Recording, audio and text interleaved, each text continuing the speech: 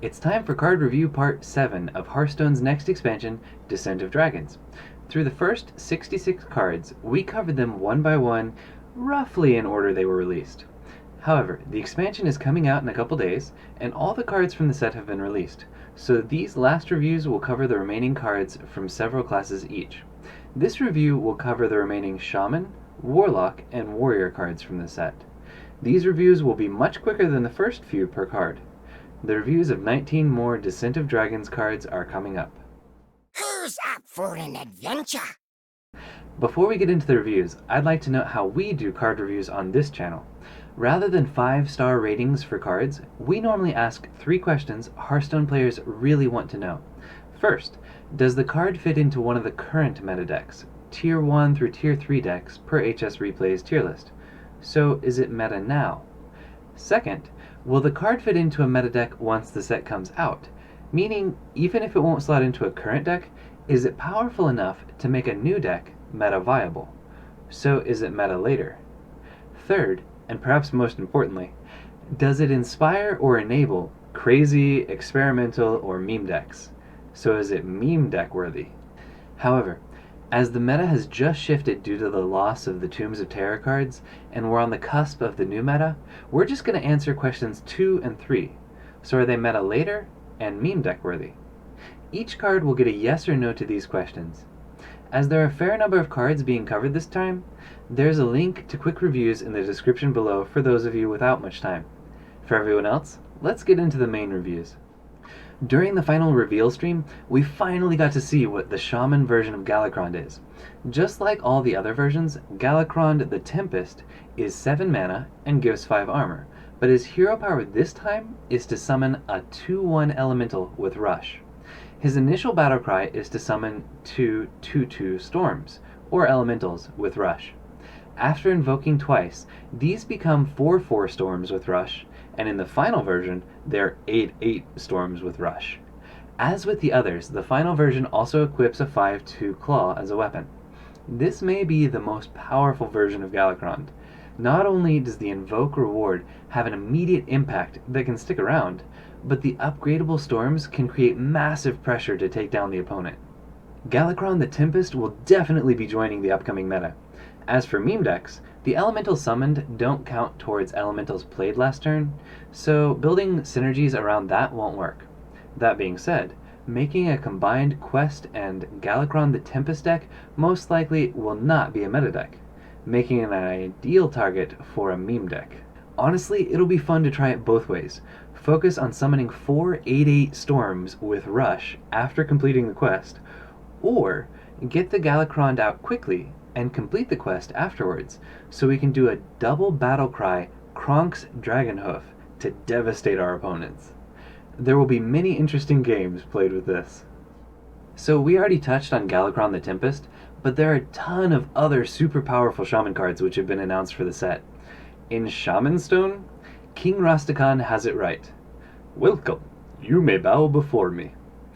Getting back on track, it's nice to be able to see the entire group for each class to see how they work together, so we'll go ahead and leave these up and just fade out the cards which have already been covered. Besides Dragon and Galakrond Shaman, it looks like there's quite a bit of support for Overload Shaman coming out as well. It may be pretty difficult to guess what type of Shaman your opponent will be during the Mulligan phase, but variety leads to more fun and interesting games, so I'm all for it. The first card we'll look at other than Galakrond is Invocation of Frost. It's a 1-mana spell to freeze an enemy and invoke Galakrond. A 2/1 elemental with Rush and the ability to freeze an enemy minion or face for 1 mana is excellent. It's not something you'll want to play on turn 1 in most matchups, because you don't get value from the freeze or rush a lot of the time. But even if you have to tempo it out, it's charging up your Galakrond and an aggressive 1-drop. This will certainly see play in the upcoming Galakrond Shaman decks.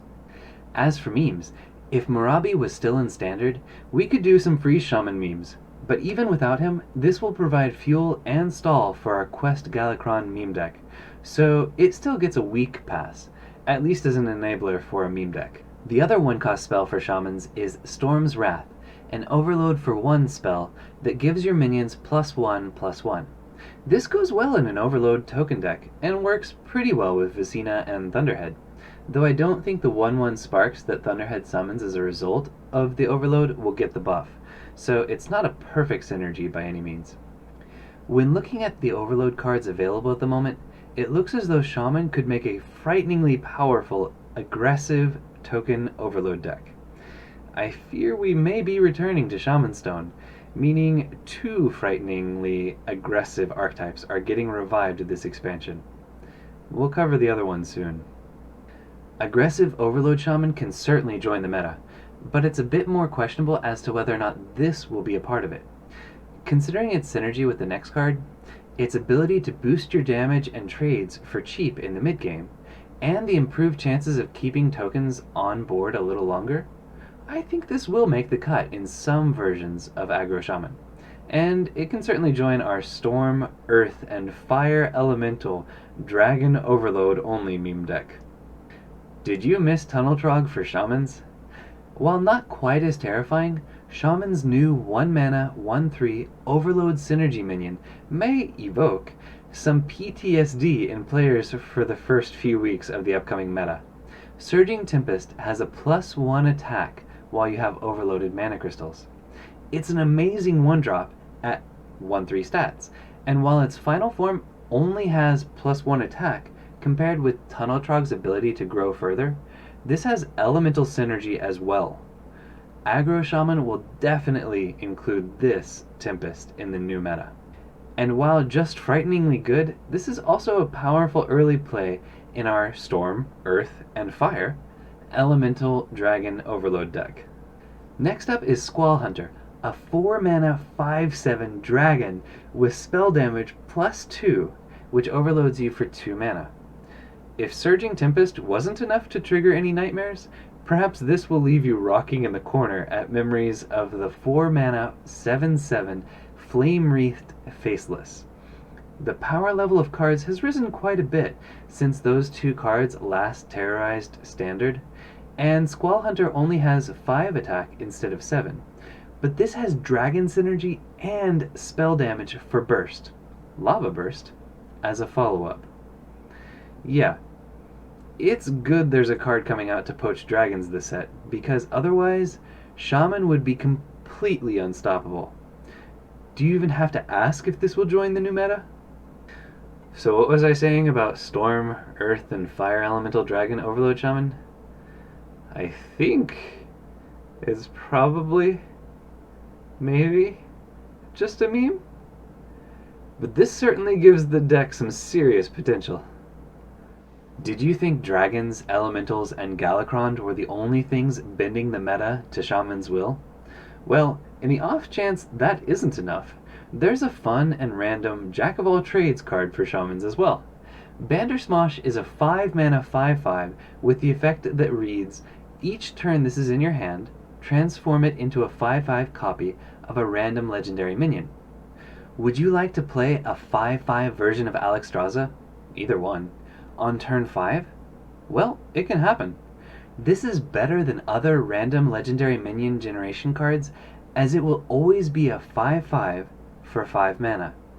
And you can wait a couple turns if needed for a type of legendary minion that will actually help your game plan. It is possible to get bad choices turn after turn, but in most games, this will give you a powerful play within a couple turns of joining your hand. The only way this wouldn't see play in the upcoming meta is if all Shaman decks just shun the randomness of the options for all the other broken, overpowered cards Shaman is getting. But come on, even when pressing the smite button on all the other classes, you do want to spice things up a bit. So this will get to join the meta too. While we can't control what Bandersmosh will change into, we can ensure we can play whatever he becomes a couple times with a few bounce cards. A lot of the legendaries we'd like to get multiple effects out of are also Battlecry legendaries. So in our Quest Galakrond deck, we may want to use the Quest Hero Power, get doubled legendary Battlecries for 7 mana total, and bounce the legendary back with Youthful Brewmaster or Bogslosher. So there's lots of weird experiments we can run with a card like this. So let the meme experiments begin. Okay, If you thought I was over-exaggerating how powerful Blizzard is making cards for Shaman in the upcoming expansion, look no further. Corrupt Elementalist is a 5 mana 3/3. That's terrible, right? Ah, wait. It's a battle cry to invoke Galakrond twice. Why, Blizzard? Okay, so this is effectively 7/5 in stats for 5 mana, and 4 attack gets to rush the enemy minions if desired. And while every other class is struggling to put more than one good invoke card in their Galakrond decks, Corrupt Elementalist's like, I got you, bro. And just upgrades Galakrond all by herself. I mean, the invoke twice reward isn't that powerful so as to offset this, right? Never mind. But we'll get to that in a moment. Meta now? Yup. Major downside? Nope. Meme Quest Galakrond decks? Yup. Poor win rate? Nope. Whew. We've returned to the world of normal stats. Cumulo-maximus is a 5 mana 5/5 elemental with a battle cry that if you have overloaded mana crystals, deal 5 damage. Oh, come on. Blazecaller had this effect on an overcasted 7 mana 6/6 and a challenging condition that you had to play an elemental the turn before. Well, we welcome our Shaman overlords. This is powerful, and will see play, possibly as a finisher or mid-game swing minion in an overload aggro deck. Also in a few other roles, I'm sure. Not only does this work in our Storm, Earth, and Fire Elemental Dragon deck, and our Galakrond Quest deck, this serves as a Pyroblast on a 5/5 body for 7 mana in a Quest Shaman deck. There have to be all kinds of broken things we can try out with this guy. Maximize the memes. Ah yes, the Invoke Twice reward. Dragon's Pack is a 5 mana spell to summon 2 2/3 Spirit Wolves with Taunt. If you've invoked twice, give them +3/+3. So without the double invoke reward, this is basically Feral Spirit, but you're paying the overload up front instead of being overloaded the following turn. And if you've invoked twice, rather than the 4/6 in Ethereal Taunts, you get 2 5/6s, or 10/12 in Phantasmic Barricades to halt your opponent. Sure. Fine. Shamans win this expansion. We're done. Honestly, this isn't that broken compared to a number of other cards from this expansion, and while I do think Shamans will be an absurdly powerful force to be reckoned with, surely counter decks to keep them in check will evolve? I hope. In any case, this is actually one of the only cards I'm not sure will make the cut for the upcoming meta decks. It's good and powerful, but it just might not be powerful enough. I'm going to go ahead and give this meta status, as I think some versions of Galakrond Shaman will choose to run it, but it's the most questionable Shaman card we've reviewed this time. And while summoning 10/12 in stats is cool, it doesn't really inspire a meme deck.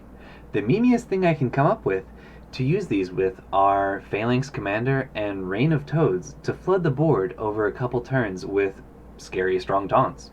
Again, cool, but I don't think it quite gets there. And the last Shaman card to cover, as we praised Galakrond at the start, is Nithog.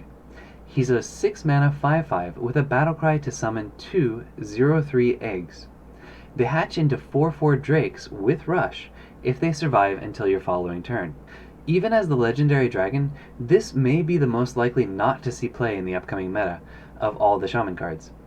However, this is essentially a 6 mana 5/5 and summon 2 0/3 taunts unless your opponent has lethal. In most games, the 0/3 eggs will not survive until the following turn, as the opponent will find a way to kill them. Unfortunately for them, the eggs effect is not a death rattle, so when they die, they just absorbed some damage. However, because your opponent doesn't want you to have 4/4 or 8/8 in rush stats the following turn, they'll have to commit some resources to removing the eggs.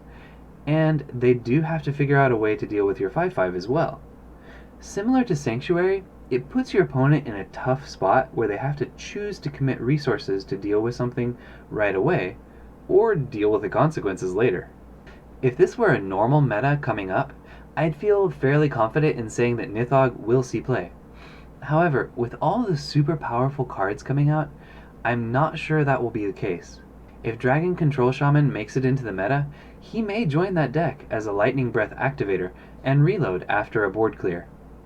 If he were 1 mana cheaper, he'd pair really well with Hagatha's scheme for a board clear into play, but that means he requires even more Dragon synergy to be really effective.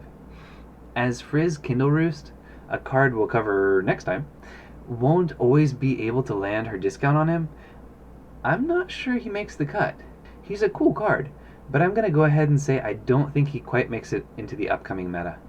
However, in Dragon Quest, Dragon Quest Shaman, he can summon 4 eggs, and we'll be happy to get 4 more copies of him with our Quest and Dragon Breeder when we play them together. We'll recreate Leroy Jenkins's raid members' nightmares in Hearthstone. Alright, chums up, let's do this! Meme. Now we get a look at the remaining Warlock cards. There isn't much support for a flood the board style of play that Galakron the Wretched might lead us towards. Starting with Valdris Felgorge, many of the cards lead towards more of a control handlock style of play, possibly using dragons. Both the spells we have yet to review are focused on AoE effects. First up is Rain of Fire, a 1 mana spell to deal 1 damage to all characters. This is really weak for a board clear, but has synergy with Diseased Vulture and Warlock's legendary dragon we'll cover soon. However, without spell damage or enrage, minions with buffs when damaged, this doesn't do much. Even in combination with Acolyte of Pain, it feels like a waste. Unless you're playing a Mecha'thun deck, I don't think this makes the cut in the upcoming expansion. Experimental decks. Perhaps Malygos Mecha'thun Warlock will become a thing? Probably not, as you'll take 12 damage yourself when trying to pull off the combo with this spell. However, we can make a self-damaging sacrifice buff when damaged zoo deck with this. That's a mouthful. The balance between damaging ourselves and our minions and wiping out our own board will be a fine line to tread, but it'll be interesting. Let's run some meme experiments. Next up is a handlock synergy card that also feels a bit underpowered. Dark Skies is a 3 mana spell to deal 1 damage to a random minion, repeating for each card in your hand. Again, this feels really weak for the effect.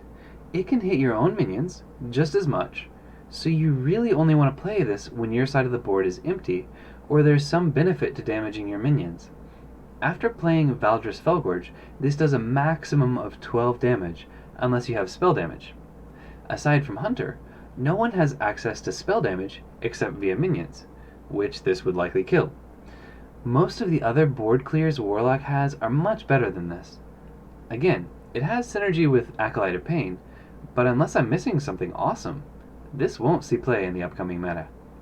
And as for memes, we could build a convoluted deck to discount Malygos and drop 6 damage meteors from the sky until 2 of them hit him, but that wouldn't get us anywhere. It'd be cool, and I'm curious to do it just to see it, but our opponent will just laugh and kill us for obliterating our own board and doing no damage to them. At least in Wild, we could do some things with Treachery, but Standard seems devoid of Dark Sky memes. Now we get to look at the legendary dragon for Warlocks. It's Zeraku the Warped, and he's an 8 mana 4/12 dragon that summons a 6/6 Nether Drake whenever your hero takes damage. This works well with Rain of Fire covered a moment ago, as well as the Warlock hero power and a plethora of other tools Warlock has at their disposals. As a late game pressure card, this is very good, because if your opponent can't kill you that turn, they don't want to hit you in the face until they deal with this. I think this will find a home in a handlock deck and any dragon decks which Warlocks experiment with. One of the handlock decks using this can probably survive in the upcoming meta, so yes, we'll give him meta later status. As for memes, we need to fill our board with nether drakes, crazed or otherwise, and let our opponents taste the wrath of the nether. We can build some meme decks with this, sure. And here are the cards for Warrior from this set. While Galakron's hero power led us to believe that some of the cards from the set may be aggressive, and Ankar foreshadowed a bit, I don't know that many people expected a full resurgent of Pirate Warrior. The first powerhouse in the new Pirate Warrior archetype is this perfect 1-drop to get the flood started.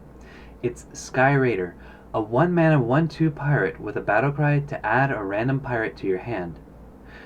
With the pirate synergies with Ankar and another card to be covered in a moment, the only thing they could do to make this better without completely breaking the game would be to give him 1 more health. Pirate Warriors often played South Sea Deckhand on turn 1 just to be able to play a pirate on turn 1.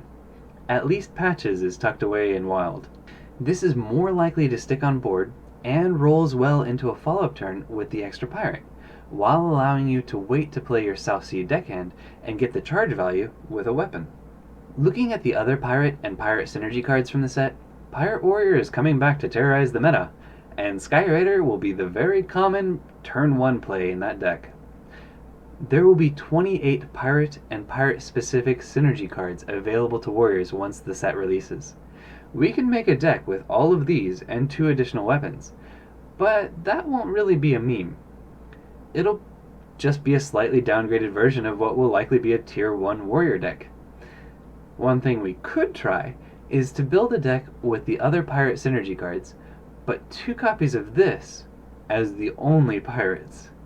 Then we run a ton of bounce and copy cards, so the only pirates we can play are this and the pirates we get from it. It probably still wins a fair percentage of games. That might be a fun experiment to run with this card, and with something like that in mind, we will go ahead and give this status as a meme enabler card. Next up is a weapon that potentially bridges the gap between Pirate Warrior and Galakron Warrior.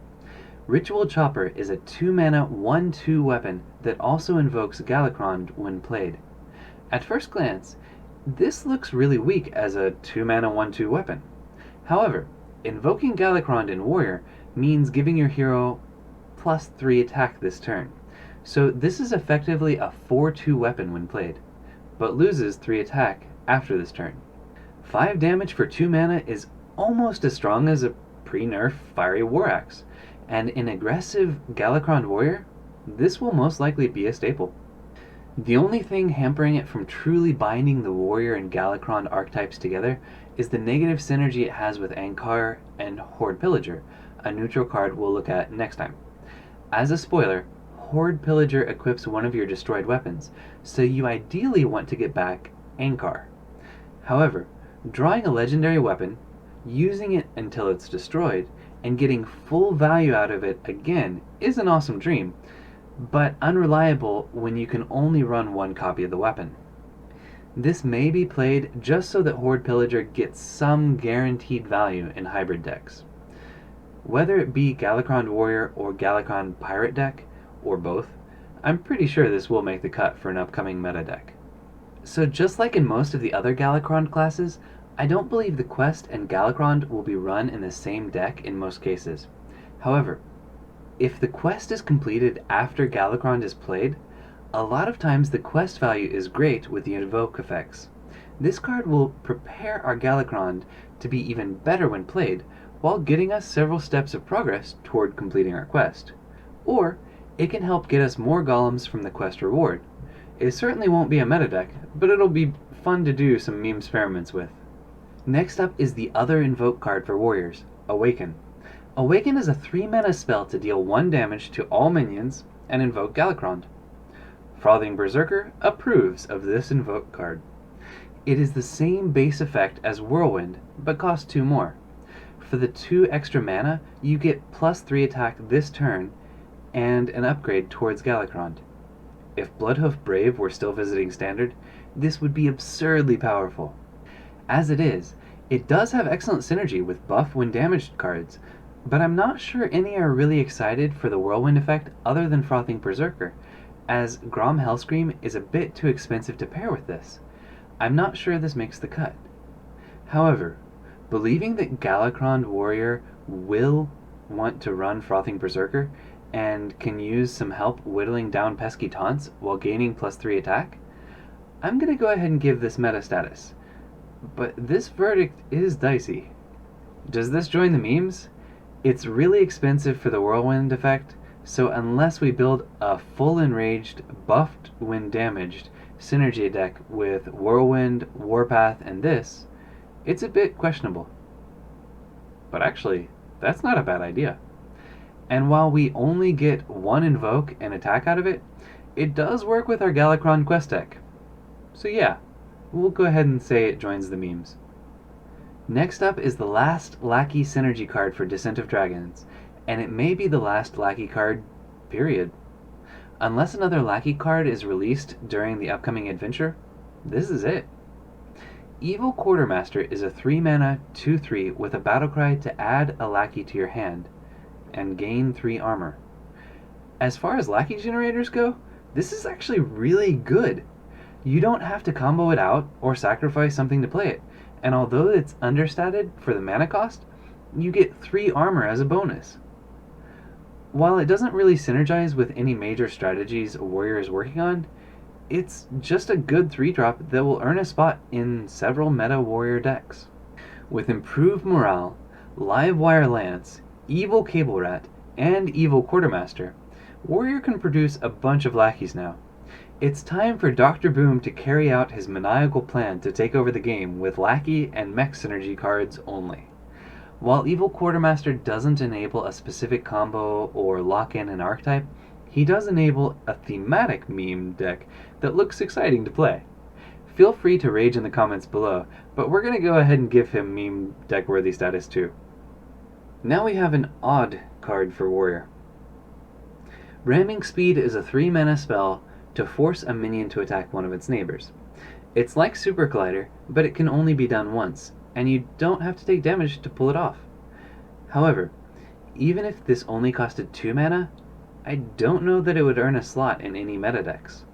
It's too weak for a control deck expecting value on par with Super Collider, and it doesn't really fit into any other archetypes either. Without synergies, the effect is just not worth it for the mana or opportunity cost compared with another card. As for the meme potential, perhaps we could use this to enrage our own minions, or some other peculiar setup?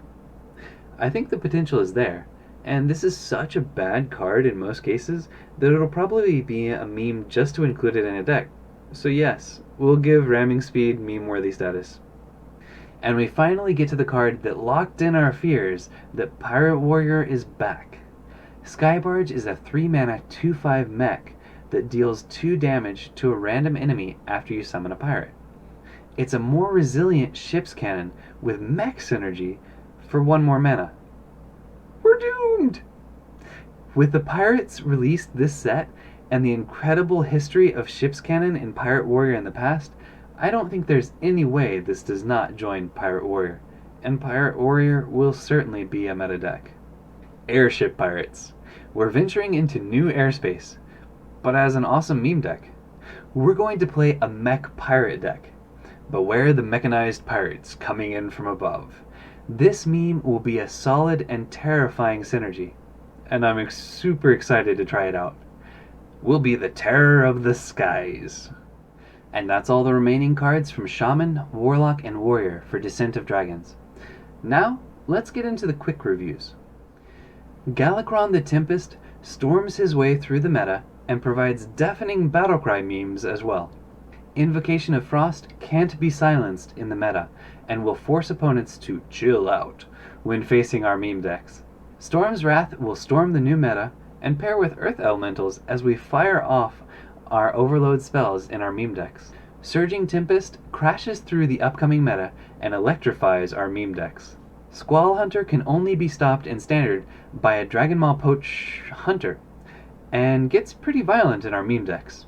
Bandersmosh smashes enemies in the upcoming meta and smushes expectations in our meme decks. Corrupt Elementalist corrupts other classes' win rates and summons small storms to ensure Quest Galakrond reigns supreme over the memes. Cumulo-Maximus zaps the meta and maximizes his meme potential to way above the clouds. Dragon's Pack just barely claws its way into the meta, but packs it up before joining any memes. Nithog doesn't hatch his eggs in the upcoming meta, but he will help us in recreating Leroy Jenkins' rookery nightmares for our opponents. Rain of Fire gets extinguished before joining the meta, but lights a fire under some meme decks.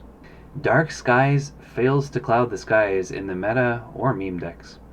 Ziraku the Warped weirdly warps his way into meta and meme decks. Sky Raider begins the raid of pirates in the meta and bounces all over the place in our meme deck. Ritual Chopper chops into the upcoming meta and ritually binds together our Galakrond Quest Warrior meme deck. Awaken barely gets up in time to join the meta, but is enraged when awoken on the wrong side of the memes. Evil Quartermaster supplies resources to the meta and meme decks coming soon. Ramming Speed isn't up to speed for the upcoming meta, but can force some unusual rams into a meme deck.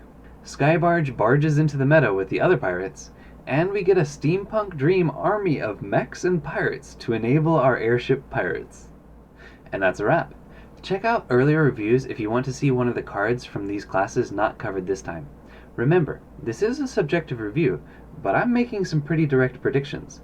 Let me know in the comments below what you think, what you're looking forward to, and if you have any crazy meme deck ideas you'd like to see. If you enjoyed the video, like, subscribe, and check back for future reviews coming soon. Thank you for watching, and until next time, keep exploring. He's a 6-mana 5/5 with a battlecry to Shaman.